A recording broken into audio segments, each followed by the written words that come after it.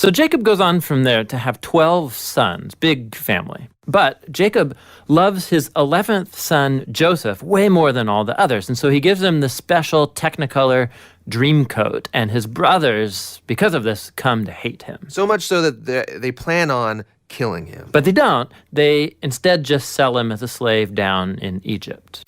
Now, while in Egypt, through this crazy series of events, Joseph goes from being in a prison cell to becoming the second in command there. And so later on, the whole Middle East falls into this food shortage. And Joseph's brothers, they come down to Egypt looking for food.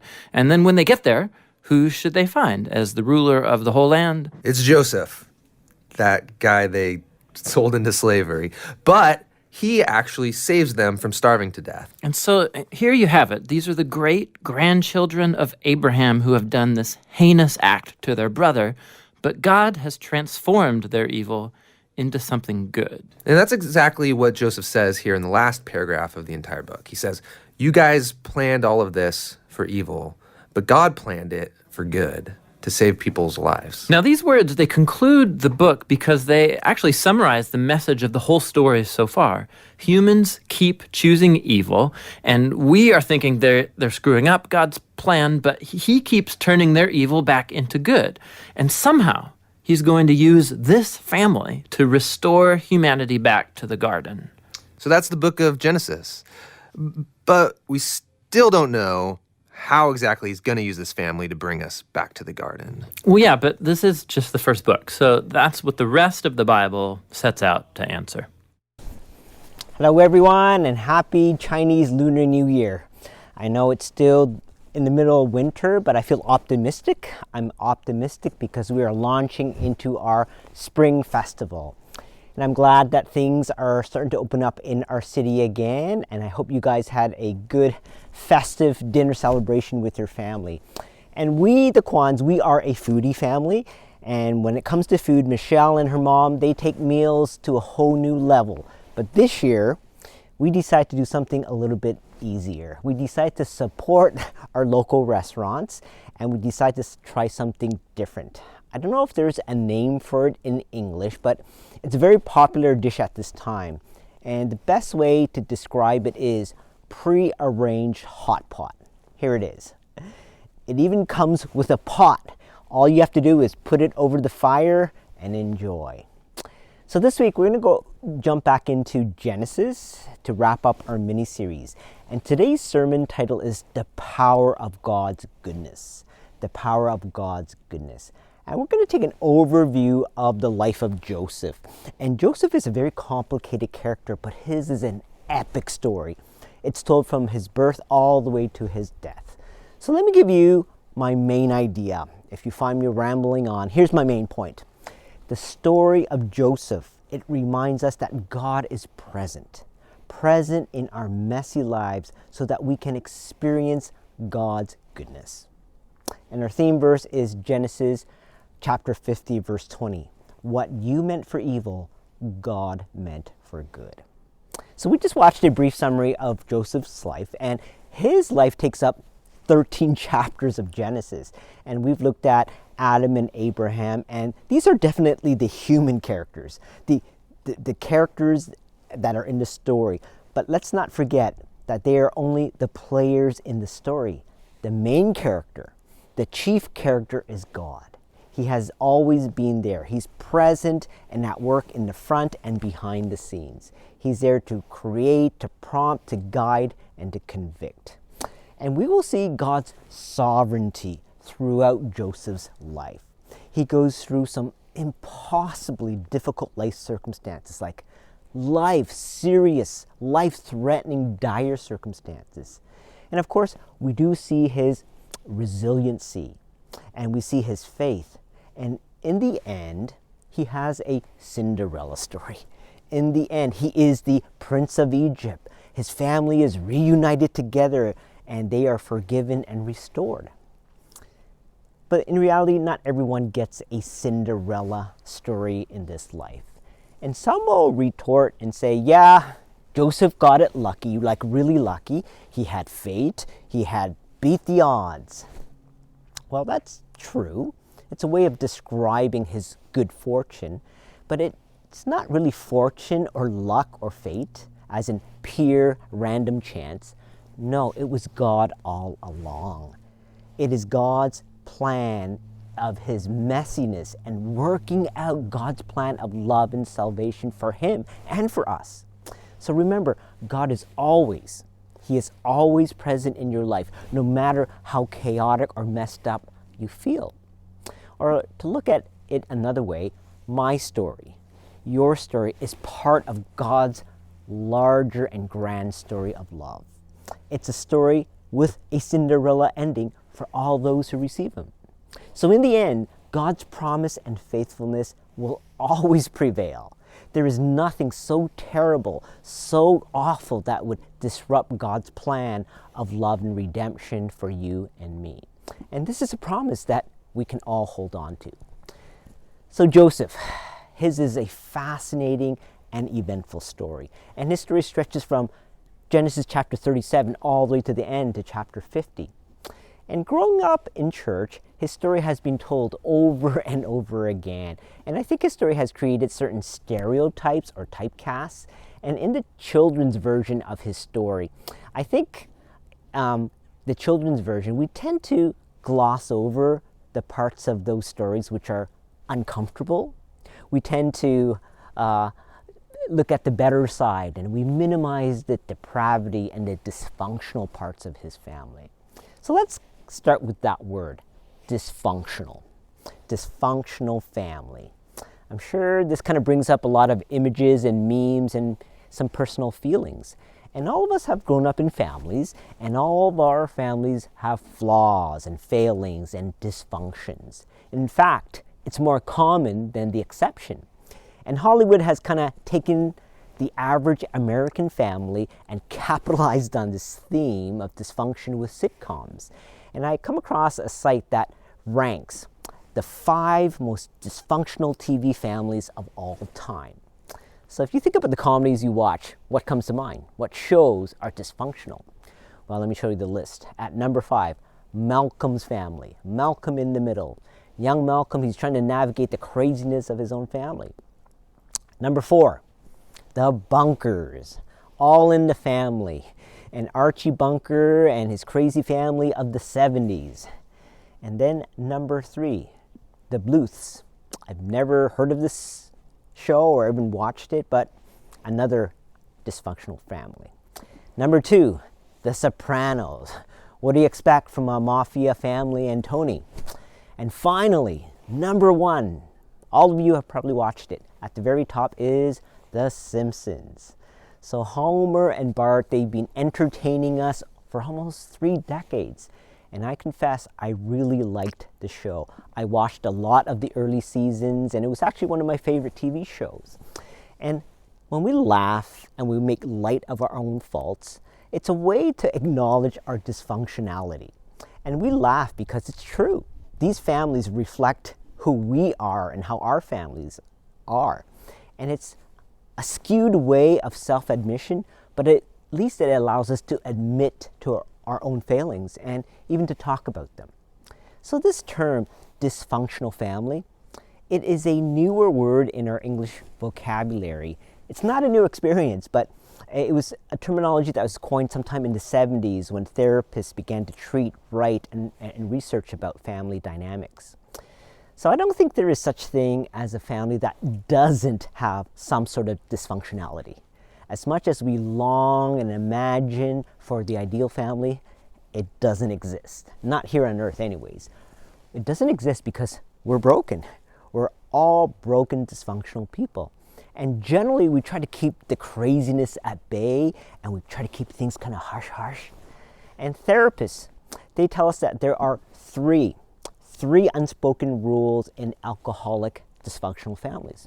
In fact, this 3 things apply to all dysfunctional teams or workplaces. So what are these 3 things? Number 1, don't talk. We don't talk about our problems. We don't tell anything to outsiders. And number 2, don't trust. Don't trust anyone because they're going to hurt you. And number 3, don't feel. Keep all of your emotions hidden inside to protect yourself.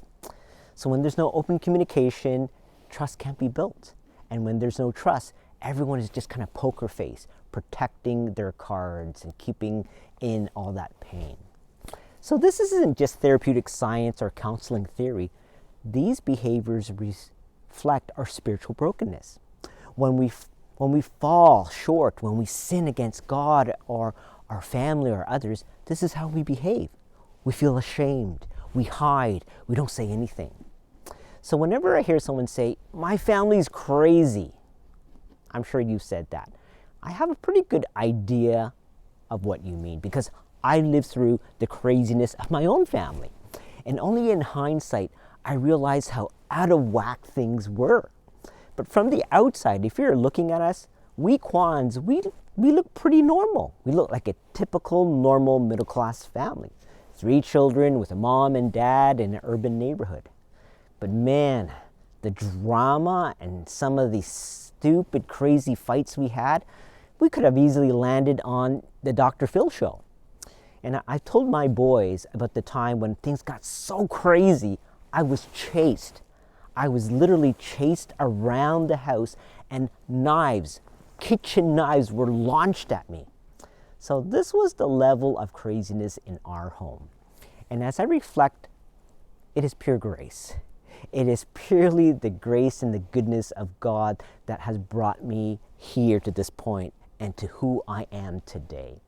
I know it's not because of luck or good fortune or coincidence. It's because of God's sovereign goodness.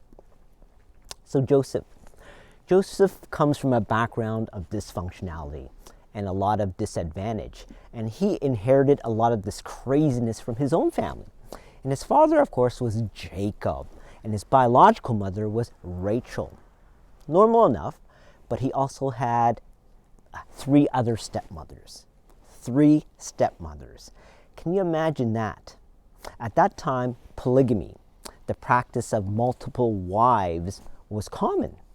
And so his other mom was Leah, and she happened to be his aunt. Why? Because Rachel and Leah were sisters. Yeah, so his mom and his stepmom, they were sisters. And this seemed to be the original stepwife family. So Laban, the father of Rachel and Leah, he thought it would be a good idea for both of them to be married to Jacob. And by today's standard, this is looking pretty crazy. Imagine having 3 wives, 3 moms on your case. And the stress and the jealousy and the insecurity, it must have been constant fighting and conflict in their home. And add to this, Joseph also had a younger brother, Benjamin. And after Benjamin was born, Rachel dies, giving birth. And Joseph has 10 stepbrothers and a stepsister. And this big old family lived under one roof. And to manage all of this, you would expect Jacob, the father, to be a strong father, a father who would take charge and show assertive leadership. But no, Jacob was not like this. He was kind of like a passive father. He kind of let things be. And another shortcoming with Jacob was that he showed favoritism. He played favorites at home. His favorite wife was Rachel, and his favorite son was Joseph. So when we think of favoritism, we all know the feelings that come with that. It's played out in a bad way usually. We have those uneasy feelings of unfairness, injustice, and this happens at school, at work, on sports teams. And we all remember that teacher, that one teacher who had their special classroom pets, or maybe that coach who gave attention to a few special players, or maybe it's a boss who gives perks and special attention to his friends. And it could be maybe someone at your home, your younger brother or sister. They always got the best of so-and-so, and they get away with murder. So it's actually common. It's common for parents to favor either the firstborn or the lastborn. But there's always consequences. So what happens? What happens to number 2 or number 3 or number 4, the less favored ones? Well, we feel, or you feel, unimportant or rejected or inadequate. You feel unworthy of your boss or your parents. Now, what about the golden child, the one who's favored? Genesis chapter 37, verse 3. Now Israel, Jacob loved Joseph more than any of his other sons because he had been born to him in his old age, and he made an ornate robe for him. So you think you think that Joseph, because he was favored, he would have an easy life, and life would be better because he got the best. Well, in a way, it was true, but in reality, we know that it did not go well for Joseph. Being favored meant that he was a target. He was a target of resentment, and his other brothers were jealous of him, and they hated him. And because Joseph got all that praise and attention, there was pressure on him. There's pressure on him to keep up his performance and expectations. And Joseph, using his special gift, he actually became quite a self-proclaimed performer. And if you remember, what was his gift? His gift was seeing the future and interpreting dreams. So God had given him this gift of seeing and understanding dreams and interpreting them. So this gift of knowledge is an amazing gift. Imagine if someone in your family could interpret and tell you about your future, your career, your family. But this was not a celebrated gift in his family. In fact, it eventually led to his attempted murder. Genesis 37, verse 4 and onwards. And when his brothers saw that their father loved him more than any of his brothers, they hated him, so that they could not speak a friendly word to him. Once Joseph had a dream which he told to his brothers, and they hated him even more. And they hated him even more for his talk about his dreams. So the consequences of favoritism. Joseph's brothers were brutal. They didn't want to hear any more about his dreams, and they were fed up and had enough of him. They deeply resented him, and their hatred ran so deep that they decided to do the unthinkable: murder. And one day they saw Joseph. He was off in a distance and coming towards them, and that's when they saw this opportunity. They decided that that was the day, and most of them agreed on this plan. So when Joseph finally arrives, they grab him. They grab him and they throw him into this pit where they hope he would drown. But as dumb luck would have it, the pit was dry. There was no water, and he survived a fall. And he was moaning and moaning for help. So then a caravan of foreign merchants were coming along. They were along the roads with their camels and carts hauling spices and goods for trade. And at this point, one of the brothers, Judah, he saw an opportunity, a wicked opportunity. He saw one that was profitable for them: human trafficking. Rather than killing Joseph, why not sell him? Sell him as a slave. Then they would be rid of him and not be guilty of shedding innocent blood. So they hauled him out of the pit, and they sold him as a slave for 20 shekels of silver. And as a cover story, they took Joseph's cloak and they dipped it in blood, in goat's blood, so to make it look like he was attacked by some wild animal and killed. So now, this should have been the end of him and the end of the story. But no, God is good, and his will never be subverted or sabotaged by any human sin or wickedness. And there is still something good to come out of this crisis.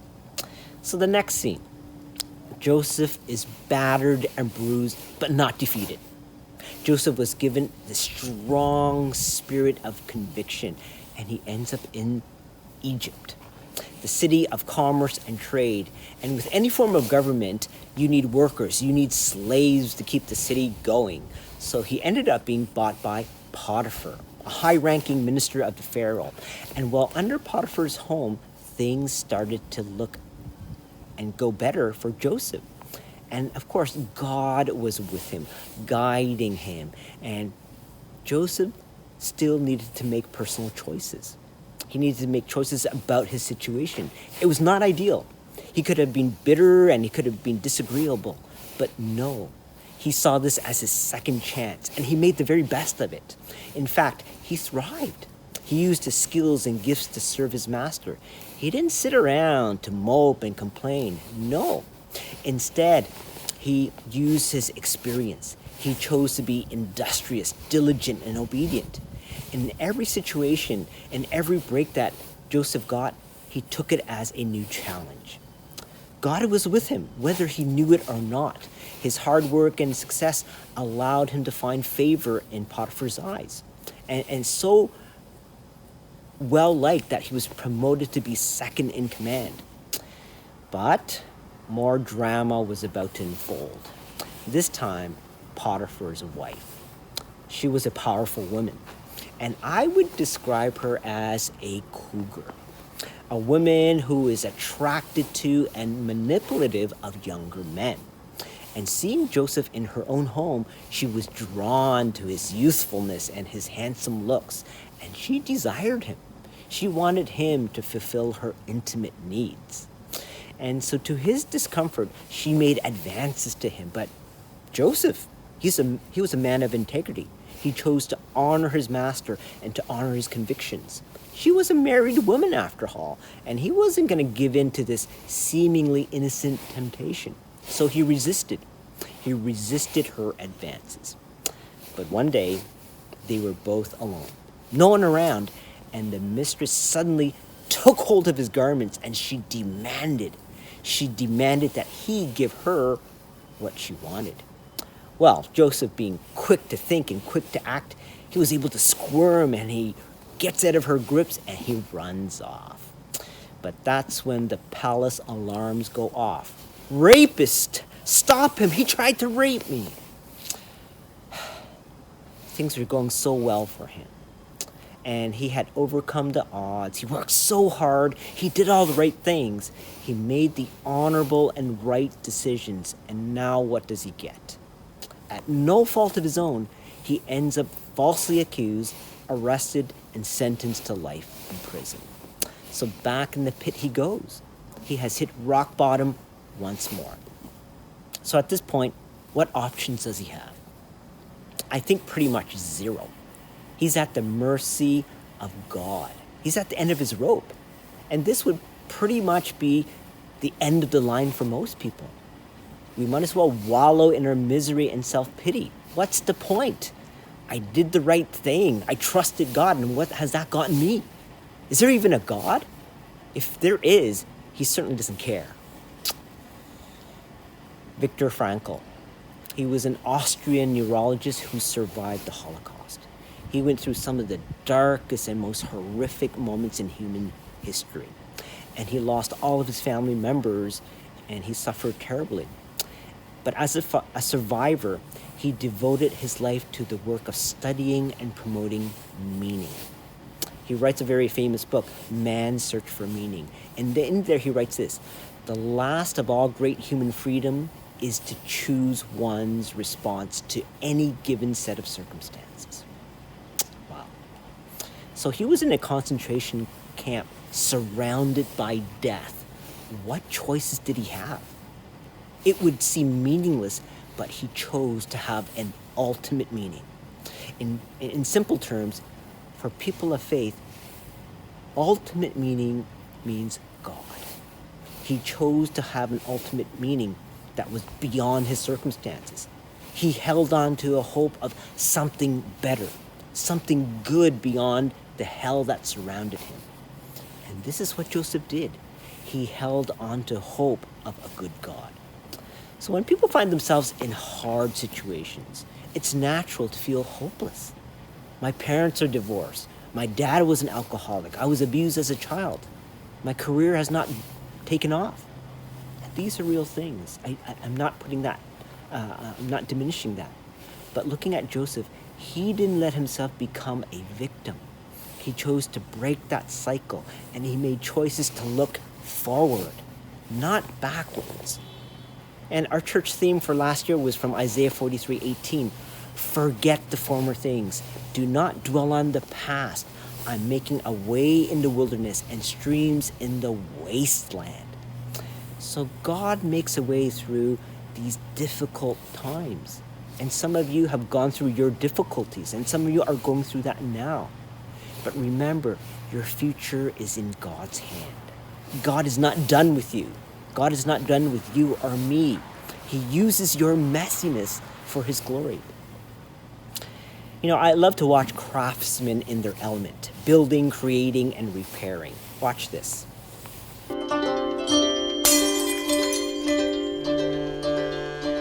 私たち自身も壊れたり欠けたりそれは日常のようにやってくることなのでそれを決して隠さない不完全であるからこそ新しいものが生まれると思います。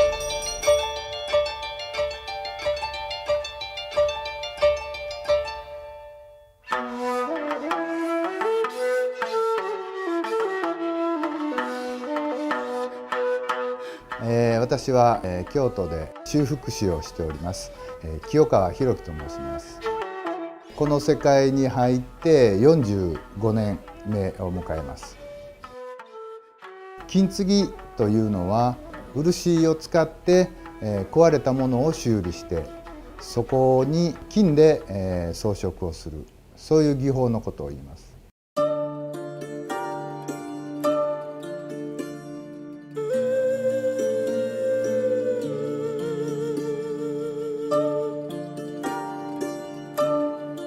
漆で修復をしたものを金であしらうようになったのは、特別感を持たせるより長く使い続けることより長く残そうとしたのが一番大きな原因だと思います。